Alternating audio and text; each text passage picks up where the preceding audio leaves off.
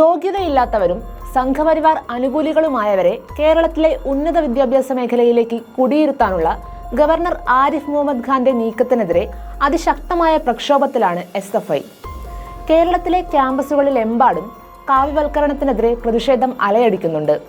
എന്നാൽ ജനാധിപത്യ മാർഗത്തിൽ തുടരുന്ന പ്രതിഷേധങ്ങളോട് അസഹിഷ്ണുത കാട്ടുകയാണ് ഗവർണർ.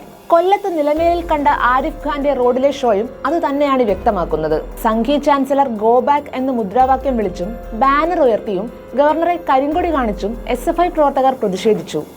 എന്നാൽ ആരിഫ് ഖാന് വിദ്യാർത്ഥികളുടെ പങ്കാളിത്തം കണ്ടിട്ട് ഇഷ്ടപ്പെട്ടില്ല. പ്രതിഷേധക്കാരുടെ ഇടയിലേക്ക് കലിതുള്ളിയെത്തി പ്രകോപനം സൃഷ്ടിക്കാൻ പരമാവധി ശ്രമിച്ചു നോക്കി. എന്നാൽ തങ്ങൾ ഉയർത്തിയ മുദ്രാവാക്യം കൂടുതൽ ഉറക്കെ വിളിച്ച് SFI പ്രവർത്തകർ ജനാധിപത്യപരമായി തന്നെ പ്രതിഷേധം തുടർന്നു. പിന്നീടാണ് റോഡിലിരിക്കാനും പ്രധാനമന്ത്രിയെ വിളിക്കൂ, അമിത്ഷായെ വിളിക്കൂ എന്നൊക്കെ ആക്രോശിച്ച് പോലീസിനോട് തട്ടിക്കയറാനും ആരിഫ് ഖാൻ ഒരുമ്പെട്ടത്. കരിങ്കൊടി പ്രതിഷേധവും ബാനറുകളുമൊക്കെ ജനാധിപത്യ സംസ്കാരത്തിൽ പതിവാണ്.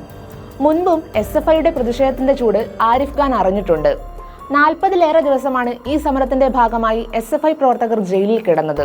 എന്നാൽ താൻ പറയുന്നത് മാത്രം ശരിയെന്ന് വാശി പിടിക്കുന്ന ഗവർണർക്ക് കേരളത്തിലെ ജനങ്ങൾക്കിടയിലും പ്രത്യേകിച്ച് വിദ്യാർത്ഥികൾക്കിടയിലും തന്നോടുള്ള അപ്രീതി വർദ്ധിച്ചു വരുന്നത് കണ്ടിട്ട് സഹിക്കുന്നില്ലത്രേ. അതുകൊണ്ടാണ് എങ്ങനെയും പ്രശ്നമുണ്ടാക്കി കേരളത്തിൽ ക്രമസമാധാന നില തകർന്നു എന്ന പ്രതീതി സൃഷ്ടിക്കാനുള്ള നാടകങ്ങൾ തുടരുന്നതും. സർവകലാശാലകളിലെ ഗവർണറുടെ തിരികെക്കയറ്റലിനെതിരെ ഹൈക്കോടതി തന്നെ നടപടിയെടുത്തതും ആരിഫ് ഖാന്റെ പദ്ധതികൾക്കേറ്റ തിരിച്ചടിയാണ്.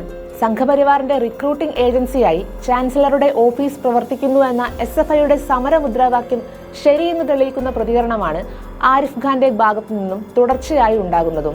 മറ്റ് സംസ്ഥാനങ്ങളിലേതുപോലെ കേരളത്തിലെ ഉന്നത വിദ്യാഭ്യാസ മേഖലയെയും കാവ്യവൽക്കരിക്കാനുള്ള BJP നീക്കത്തിന്റെ നേതാവായി ഗവർണർ മാറുമ്പോൾ പ്രതിഷേധത്തിൽ SFIക്കൊപ്പം കേരളത്തിലെ ജനാധിപത്യ മതനിരപേക്ഷ വിശ്വാസികൾ ഒന്നാകെയും അണിചേരുന്ന കാഴ്ചയാണ് ഇനി കാണാൻ പോകുന്നത്.